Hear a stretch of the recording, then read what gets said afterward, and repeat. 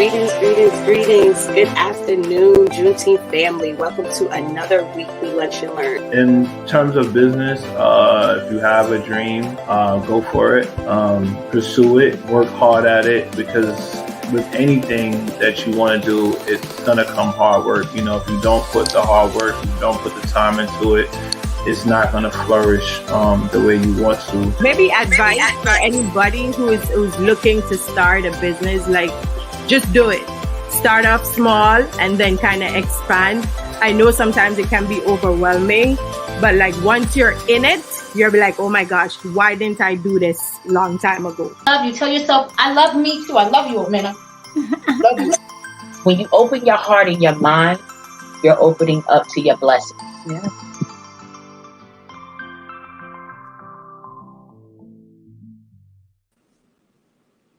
Greetings, and good afternoon, Juneteenth family. We are here today for another edition of our weekly Lunch and Learn. Today we have Troy Blackwell with us. He is one of our honorees this year at our Black Kings Luncheon. He is also the Director of Press Relations at the Peace Corps, where he serves as the principal point of contact for news media and the public, both domestically and in 64 overseas posts. This is among many other things that Troy Blackwell has done and is a part of. We will talk about that. Let's bring him on up to the stage. Come on up, Troy. Hey, how you doing today? So I shared a little bit about you. I would love, before we go into our conversation, for you to share a little bit more with our community, what you want them to know about you.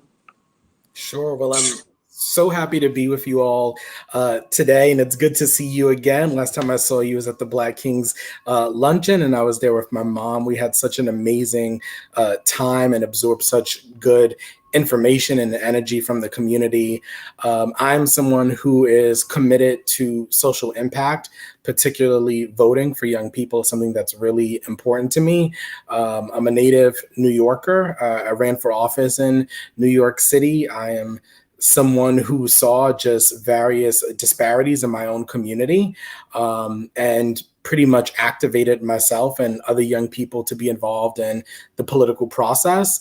And so literally over the last 10 years, that's what I've dedicated my time to, supporting those in the nonprofit sector, speaking out about gun violence, speaking out about student loans and the various debts that young people have.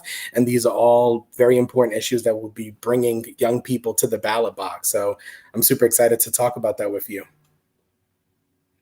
I love that. And is there or was there a pivotal moment that had you go into this area of interest, like being involved in politics? And if there was, could you share that moment? Yeah, so the moment for me that really sparked me wanting to be involved in the political process was criminal justice reform. So I'm someone who is the child of an incarcerated parent. My father is incarcerated. And pretty much I had, a firsthand view in terms of the system, how it impacts families, how it affects the children of those who are incarcerated. And so I started just kind of looking into various different reforms. I got involved with an organization called Color of Change, and they do a lot of work around criminal justice reform, police brutality, prosecutorial abuse, which were all very various different things that I did not necessarily understand, but eventually I was able to absorb and gather the information. And particularly what was interesting to me that I learned through my work with Color of Change is that if you are someone who cares about criminal justice reform, as I did, the most important thing you can do is know who your DA and judges are. Right. And so there was a lot that has happened over the last couple of years around, the death of George Floyd, various national and local protests. We've seen, various situations like Breonna Taylor. And again, these things are not necessarily mutually exclusive, but just that work in general justice related reforms. And so as much as I was someone who was committed to the cause, it was very new to me that if I really wanted to see those reforms, I needed to vote for who my district attorney was or vote for judges. And that was not something that I was necessarily taught in school. It's not something that I think, particularly in my community, I'm originally from the Bronx, it was just not something that was told to me and expressed. But I realized how important it was, right? Every county in America has a district attorney. Every county has a local judge. And to many people's surprise, those are elected positions. They are not appointed. They have to be voted into those positions, and they determine the local laws. They determine what cases to prosecute and the type of charges to bring forward. And so that's what really sparked me in being politically involved. That's super interesting. As you're sitting here sharing, what's coming up for me is that I was a student of Truman High School, which is considered a law school. I wasn't going there with an interest in law, but I'm just still surprised of the lack of information that was provided to us as students. But it shouldn't really be that surprising to me, because that's just our system and how things work in our country when it comes to education. So many things we have to either be taught at home or go out and seek for ourselves, or you don't understand the full process.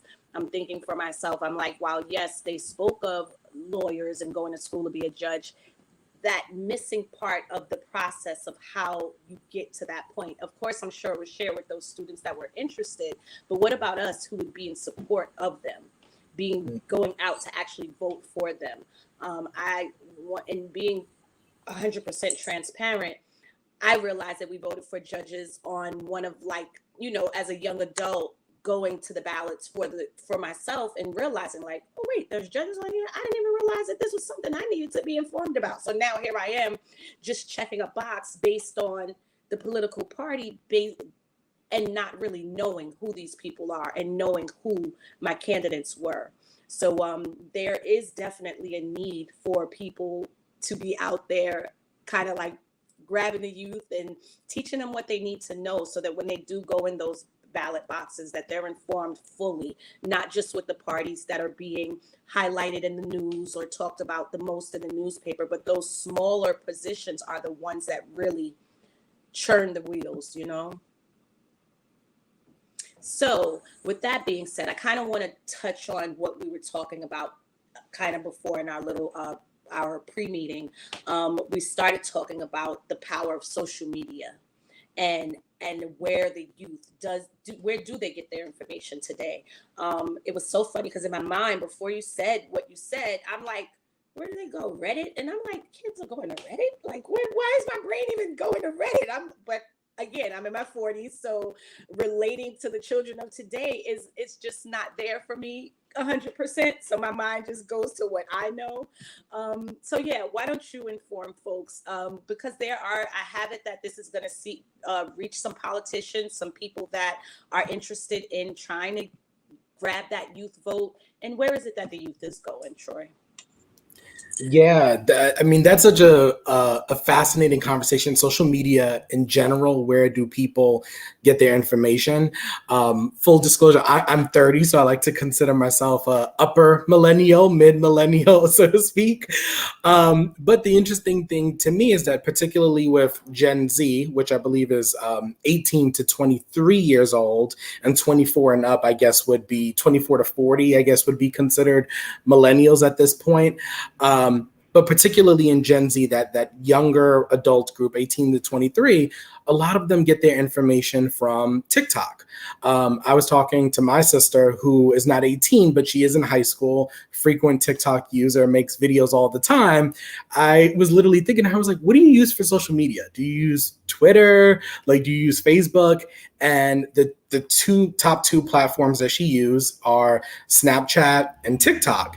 And the interesting thing is that she said she uses TikTok more than Google. So I was like, when you're looking for information, you're searching for something, where do you go to search? And she said that her and her friends go to TikTok. And I'm assuming, based on the conversations I've had with her and what I read online, TikTok, the algorithm of what's built in, whatever you type into search, you get more immediate feedback, closer to what you're searching for, right? So it's very tied in. I don't know exactly how the algorithm was built in, but it's like you type in that keyword and it literally can trace pretty much things that you previously traced, videos you watched. It gives you content that's more directly tied to what you're looking for. And also these, younger people are just more visual folks. Google, sometimes you have to sift through links, you have to read a lot more. TikTok, it's video explanations. Same thing with YouTube. YouTube, you have users who have shows, and for a lot of young people, they take their word as gold, so to speak. And then Snapchat, right? On Snapchat, there's an area where when you go to like see your friends list, you get news articles, news video, and things, even if you're not following it, that will just pop up. So it's very interesting how, one, this is where young people, the younger generation, Gen Z, are getting their information. But two, it's also, some of this is unverified, right? And I think when we talk about voting and politics, my perspective is, how do we combat misinformation and disinformation, right? Which are two different things. Misinformation, someone could be well-intended, but just sharing wrong information. And disinformation is someone could be intentionally putting wrong information out there. So that to me is super interesting. Yeah, that's super interesting to me, because what I heard is I'm like, okay, I heard it as you were saying it, good intentions, and over here I'm like, oh yeah, disinformation, haters for sure. So what is an assumption most people hold about the youth vote that is incorrect? I'm going to say that I feel the biggest I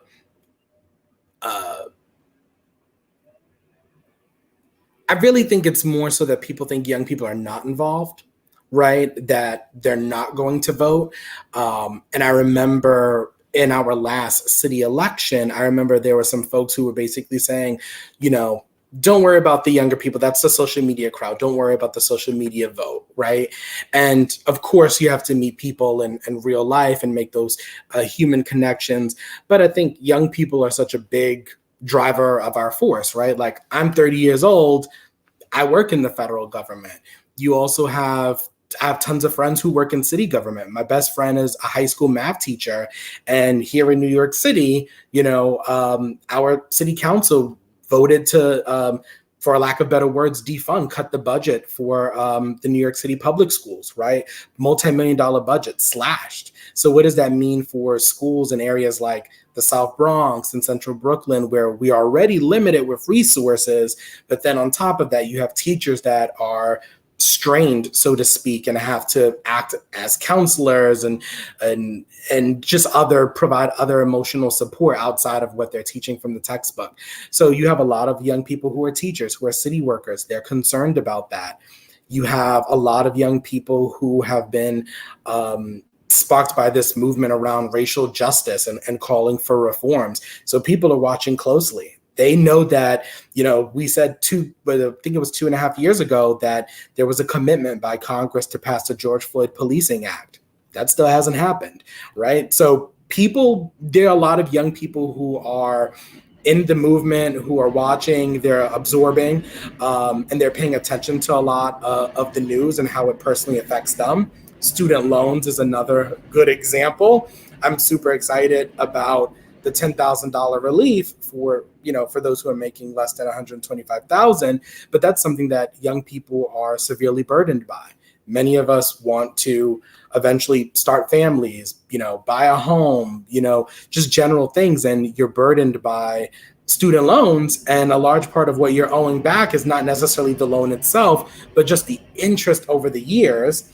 And we all know, everyone from almost every generation across sectors, unless you were a healthcare worker, the last 2 to 3 years have been a strain. So many people have been in transitions. So many people have been let go, furloughed. People's jobs were not equipped to transition necessarily always remote. So in a struggling economy, in a struggling job market, young people are owing student loans. They're burdened by various different reforms, racial justice, as I mentioned. And then you have other, young people who are just, again, in tune to how things affect them. So I think that's the biggest misconception, is that young people are not involved, they're not paying attention, but so many of them are affected. I agree. I definitely, being a part of the older set. I'm actually right before the millennials, but I have it that I'm like right on that line. That little 6-year difference doesn't mean anything. We had to start knocking doors down in order for those doors to come get bust down. So I always say like I'm the tail end of that generation right before me. And I definitely know that I was happy to be able to vote. I was happy to have a say. And I think that that's one of the things that is important to empower in our youth is I think that sometimes they think that their voices are lost and not being heard just because we don't always get the outcomes that we want. But to me, it's about numbers because I, remembering just that historic time frame that, we had to go through with the guy in the office. I try not to say his name too often, to be honest with you. But when the guy was in the office, just the whole tone of that run, the tone of everything, it really kind of, there were already people who didn't believe in the process. That just really lost a lot of other folks. So for me, I'm just always trying to, whenever I do have a conversation about voting, it's just trying to kind of instill and remind people that we may not always win. We may not always get who we want, but in order to, what is it they say? In order to win it, you got to be in it, or you got to be in it to win it. I'm like reversing it, but you got to be in it to win it, And I think that that's what the voting process is. It's really like you being in it to win it for your community, for your people, for us, for mankind in general, especially if concerns of the community are what's important to you. Now, if you're just voting for the dollar and for what's going to, make you more money or keep you more money, that's where I think politics gets lost a lot. But when it's actually being used for the community and for sets of people that really need the support and the backup, it's priceless. It's American, it's American. So what factors have historically kept young people out of the electoral process? Like some that I didn't just mention just now. You know what? I would actually build on that. I think the biggest factor is that voting doesn't matter, right? That's the biggest myth that we have, is that voting doesn't matter. Your vote is not necessarily going to count. And that if we lose the outcome of what we were expecting, whatever individually folks may have been expecting, that folks see it as a loss. And so what I always try to tell people is think of voting like a train, right? And my thought process is like, for example, if I was in another borough, if I was going from Queens to the Bronx, right, there may not necessarily be a direct train that takes me from Queens, New York to the Bronx, New York, but I know that I have to find the closest route, right? And so even though I'm not going to get door-to-door service on the train, I know, okay, I could take the 7 train to the 2, and then the 2 will leave me, a couple of blocks from my door. And so that's how I think about voting, is like, you may not get the outcome you want. You may not get that, perfect candidate. You're not going to get that door-to-door service, so to speak, but just that incremental, just getting a little bit closer to your stop matters, right? It's better to be 1 stop away from home than to be 20 stops away from home, right? And so I know there's probably folks who don't live in New York, so I'm sorry for the New York analogy there. But just in general, wherever you live, it's the same thing, whether you're taking, Amtrak or, you're driving from somewhere. It's always better to be a little more closer to your destination than further away. And that's just basically how voting is. Sometimes there's no perfect candidate. There might not even be a perfect policy, but what is going to get you closer to your destination?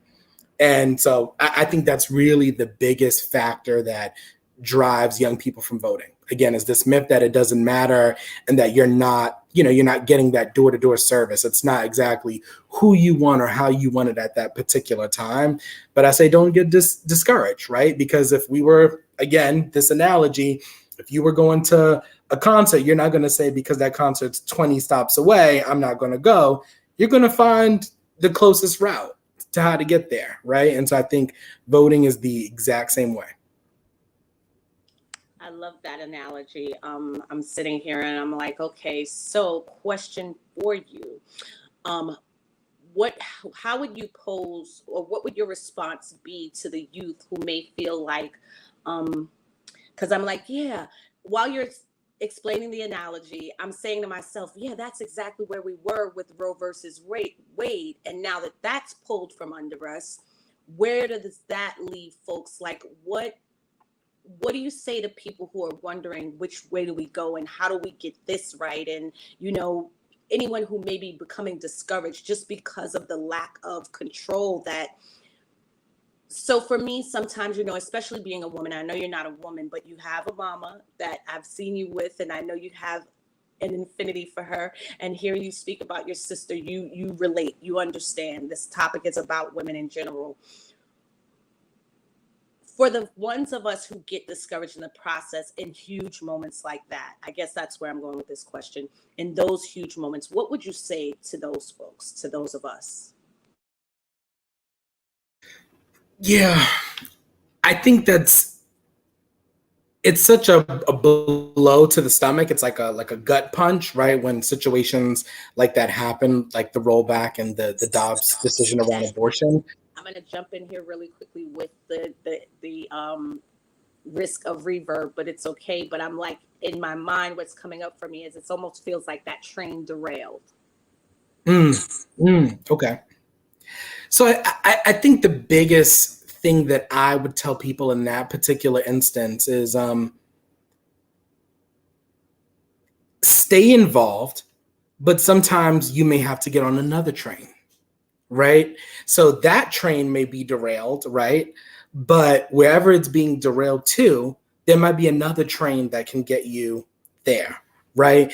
And so, I mean, if we just let it get derailed and we just say we're just gonna give up, we're not going to get back to the destination we want to get to, right?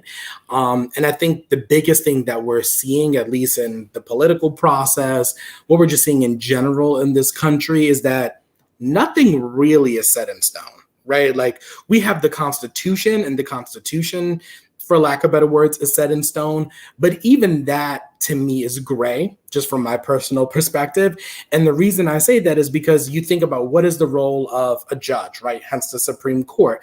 They're judges to interpret the law, right? So you can have 3 different judges in a room, and they could each be interpreting a law differently, right? For example, the Second Amendment, which is the right to bear arms around guns. You can have 2 people reading the exact same law and have 2 very different perspectives.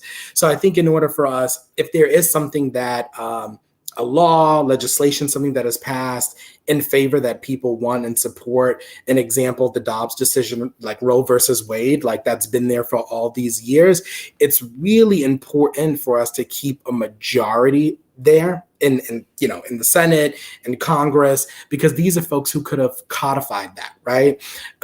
Which basically means you're kind of setting it in stone for those who may not know what codifying a law means, right?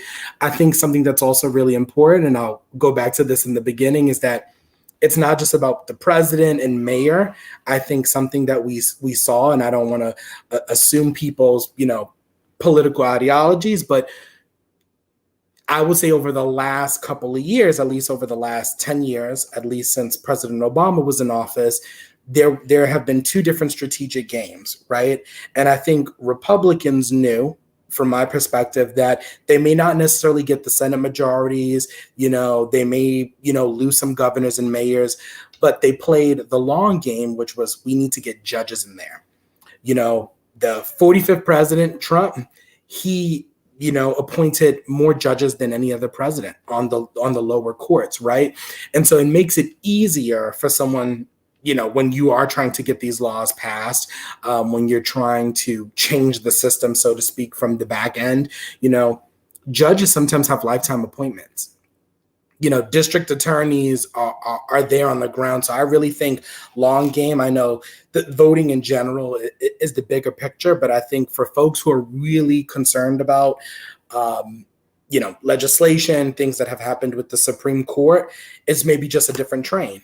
And to me, that train is maybe we need to just have a little bit more education about the judges and the DAs, right? Those positions that go under the radar that folks don't hear a lot about every day. they may not have the same level of media presence, but sometimes they have more power, right? The Supreme Court has a lot of power, even though we may not see those individual judges as frequently as we see other, people in the political eye. So that would just be my advice. Stay the course. Maybe it's getting on a different train. And I think that train really is, if you're worried about laws being overturned, follow judges. That's where the money is at. Beautiful. And what can local communities and partners do to help educate young people about voting and to speaking on the tales of education? I think it's about human-to-human connection, right? I think it's people will listen more, especially young people, but people in general will absorb information more if they hear it from a trusted source, right? So someone who may not know me may say, okay, I like what he's saying, but I don't trust him, right? I can see someone on TV and say, I like what he or she is saying, but I really don't know them. But in your local community, many of us have, at least for the partner organizations, have skin in the game, right? Maybe there is a nonprofit that your family has a connection to. Maybe it's your church, right? I know, there's some limitations about how political they can get, but it's as something as saying, our ministry for the next 60 days, we're going to get all the young people in our church to vote. We're going to do a drive. I can't tell you who to vote for, but I can tell you to vote, right? And just that, like having someone who has that local authority, someone you trust. It could be, it could be a faith leader. It could be a local mentor. It could even be someone in your family, right? Something that I tried to do with, I have two sisters, one who is 22 and then one who is in high school. And with the sister who is 22, even though it was the local elections, I said, you know what, when you go vote, what we're going to do is afterwards, I'm going to take you out. And I tried to make it a little bit of a celebration. She didn't get it at first. She was like, oh, okay, you're going to take me out for voting. And I said, yeah, because when you're 21, right, everybody wants to like, oh, yeah, you're 21. Let's go out for a drink, right? You're 18. You can do this. Everybody wants to like celebrate. You have that day where all your friends want to go to the club. So it's like, okay, now you're able to vote. This is your first election. You're able to vote. Let me take you out. Let's do dinner and just be able to celebrate how big of a moment that is. So that is a milestone in your life. Turning 18 is a milestone, and turning 21 is a milestone. Voting for the first time is a milestone. I agree. So what I hear in there is that it's sort of our jobs as parents, as community folks, as just from brother to brother, sister to sister, just us. Our community, it's important for us to continue to educate the youth about many different things, and to have these conversations. The conversations are super important. So what are some of the important topics that are like, what are some of the things that you have noticed are like a theme that runs along the youth and what's important to them and what it is that they're voting for? I'm going to say a couple of things. I think hands down, number one, if we're talking nationally, I think hands down student loans. I think young people are severely burdened by that, and that's going to be an ongoing conversation. So, and I think there are a lot of folks, a lot of opinions tuned into that, but that is something that a lot of young people are specifically tuned into and how it affects them. I think secondly, I'm going to say tech. And this is a little niche, but one of the things that I thought was really interesting about Congress was that the majority of our elected members of Congress, I want to say about 75% of them are, like 65 and older in age, right? The average Congress member is about 70 years old. The average Congress member is a millionaire, right? You do have some members of Congress who don't fit necessarily in that mold. But that is the average Congress member, a 70-year-old man, multi-millionaire. But I think it's really interesting for young people. We're all into social media and tech, right? There's a lot of opportunities in tech now for those, not just with college degrees, but those who have technical skills, right? And the biggest thing about tech that I find is that it can't be regulated. It's hard to regulate tech. And we've seen it with the the situation with Facebook, where Facebook, Mark Zuckerberg had to testify before Congress. There's been a lot of talk about like ads and infiltrating groups on Facebook and other social media platforms. There's conversation around misinformation and disinformation. We don't necessarily have the proper committees set up within our national system for that, right? The average Congress member doesn't use social media. They may have a social media person that works for them. But when I saw Mark Zuckerberg testify before Congress, I was really shocked by the questions they were asking him. They didn't ask him anything really, pertaining to the user experience and how they get information, how their data is being tracked. And I think young people are cognizant of that. We're very cognizant of like, oh, how is your data going to be tracked? Is this how ads are going to come to you? Is someone going to sell your information? So I think that conversation in general around tech is evolving. So I think young people care about that. I think on a local level, I think something that's not talked enough about is gun violence. I think almost every major city has seen a spike in crime. And I think that can be attributed to, many factors, but I think it's a lack of job security. I think a lot of people lost their jobs over the 2 years of COVID. There was unemployment there was a bump in the unemployment in terms of how much people were getting, but that was cut off before people were fully able to get back into the workforce. And so in a lot of these cities where people can't afford rent, jobs are scarce, unemployment is low, they've ran out because they were on it during the pandemic. I think a lot of people are resorting to last resorts, right?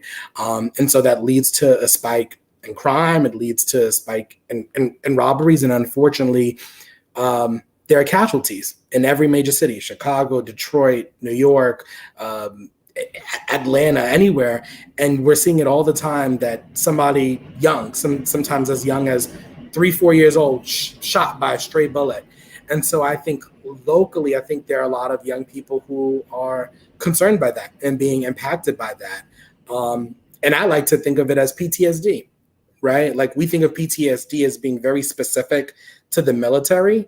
But I think that for those who live in urban environments, those who, are, affected by socioeconomic systems, right? Those who are living in communities that are impacted by gun violence, those who know someone who has died from gun violence, just having that in your community, that is a sense of PTSD, a different form of PTSD that is really going untreated. And I think young people are cognizant of that. Yeah, I'm thinking to myself, I'm like, our community has basically, it doesn't like to be acknowledged a lot. And to me, it's part of the conversation, which helps the healing and the movement of the traumas that were entailed in our communities and in our people here in America. We've always been kind of operating from a space of PTSD, but I have it that our whole entire country sort of, it started kind of happening around that first mass shooting back in like the 1990s. But then the more we have more of these mass shootings and 9/11 and things like that happen, we've actually been operating out of PTSD for so much longer than we actually even recognize. And then I have it that it was even heightened and intensified during COVID. A lot of people didn't just lose their jobs. They didn't just lose family members. They lost their way. And because living here in Atlanta, it's a lot of jobs. I see the jobs. I see the places that are suffering for lack of employment because they don't have employees. So places that are closing sections of a restaurant and not opening this area because they don't have enough workers, or businesses that are just not producing at a certain rate because they don't have the workers. Everyone has not gotten that get up and go back out into the work field. You have a lot of people that are in PTSD of getting sick, and then you got monkeypox out there now. Like, it's just a lot sometimes that really freezes people that are not ready. And yeah, it does lead them, unfortunately, into things that don't serve us. So I know what else comes up for me as well that I'm sure is important for the youth vote is definitely a lot of trans related and LGBT community.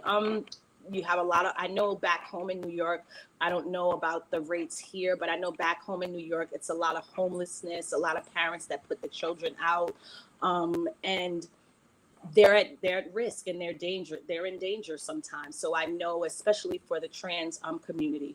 So I know that that's another thing that I would just add into there that I know is very important to the youth, and also important to people in my age range, because there's a lot of education that needs to happen.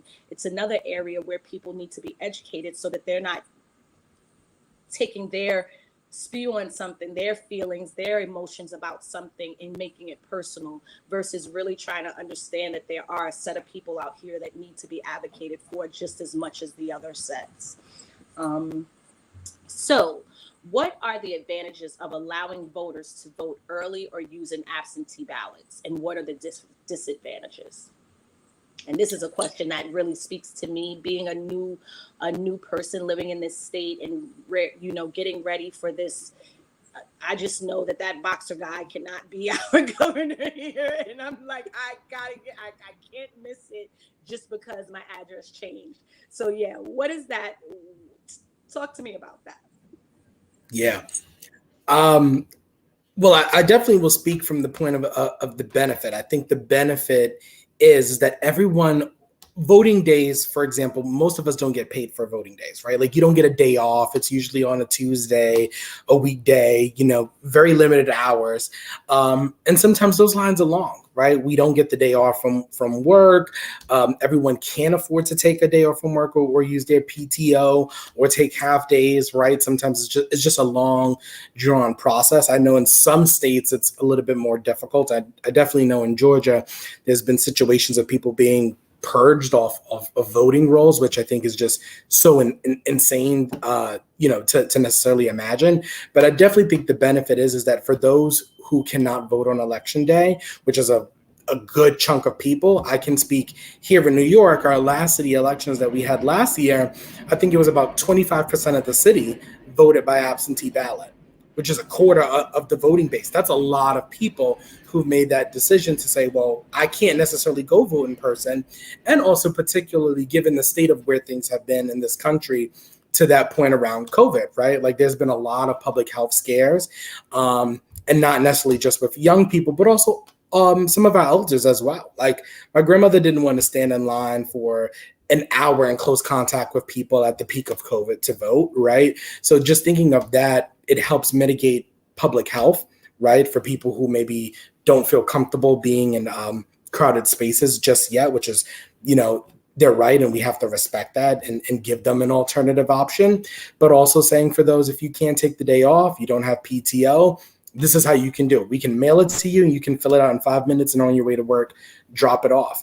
And so I do think that's a massive chunk of what happened in 2020, right? We saw why some of the delay was a couple of delays in announcing once the final vote was counted, right? Because a lot of that had to do with absentee ballots. So many people across the country in states that do have early voting and absentee ballots, a vast majority of people, usually more than a quarter, have opted into that.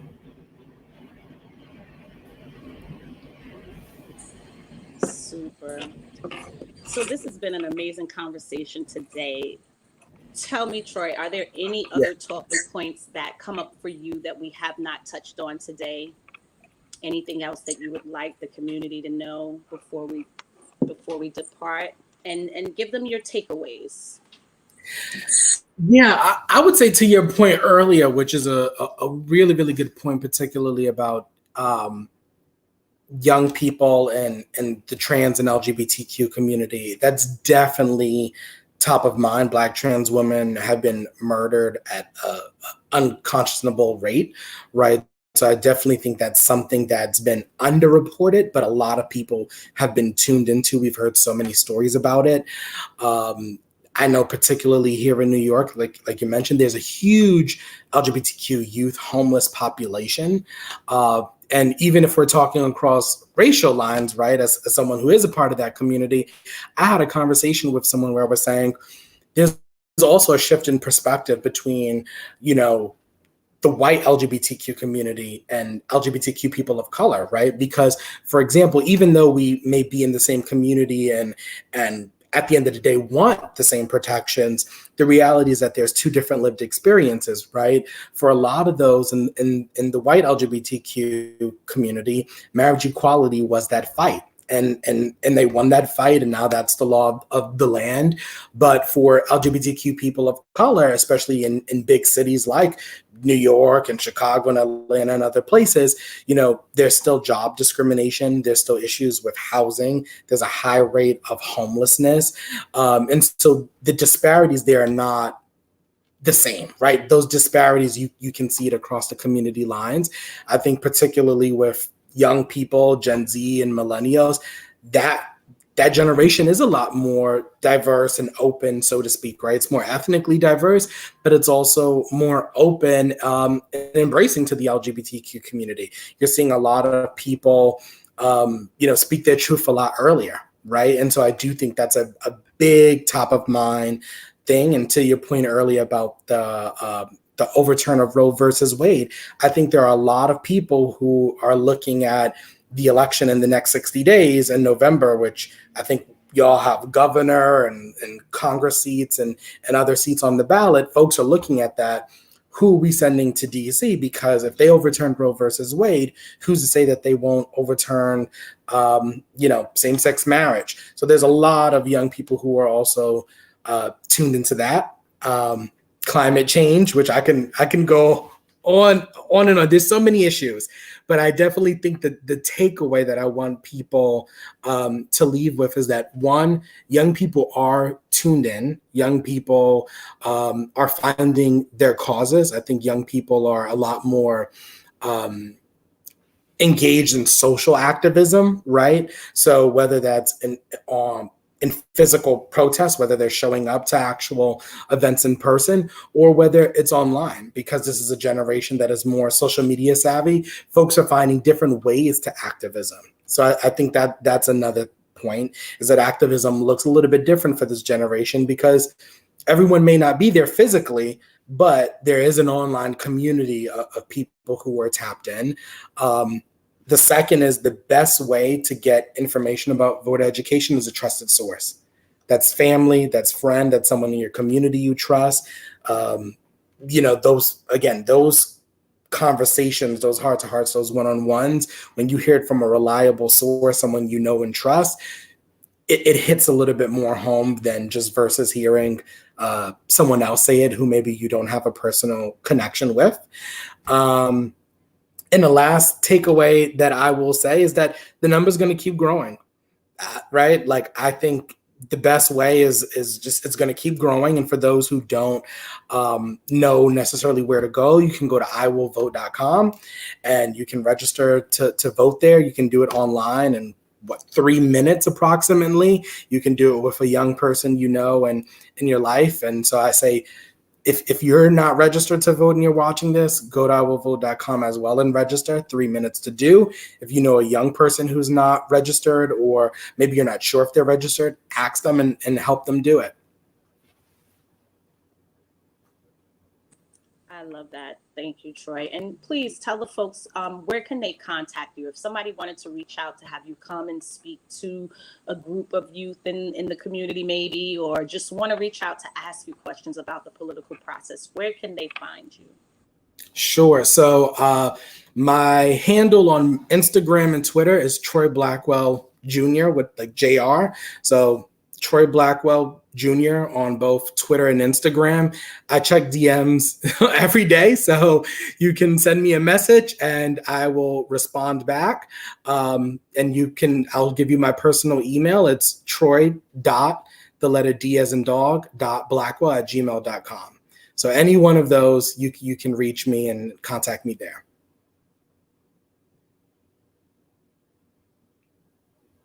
Oh, I think you're on mute, Jamie. I probably totally on mute, just talking away. So Keisha will drop that information in the chat box for everyone. And please, please, please, folks, if you are looking for someone to come out and talk about the youth vote, to educate the youth in your organizations, in your whatever type of business you have, please reach out to Troy.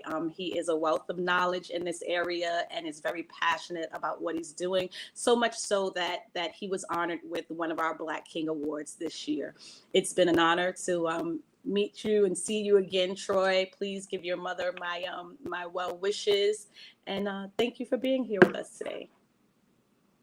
Thank you for having me. All right, community. Thank you for being here with us for another weekly edition of our Lunch and Learn. I hope that you guys really got some information for yourselves. And again, if you're looking for someone to speak to the youth about politics, please, and the voting process, please reach out to Troy Blackwell.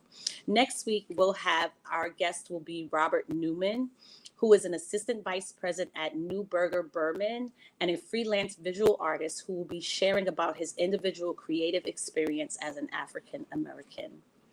See you guys next week. Thanks for tuning in.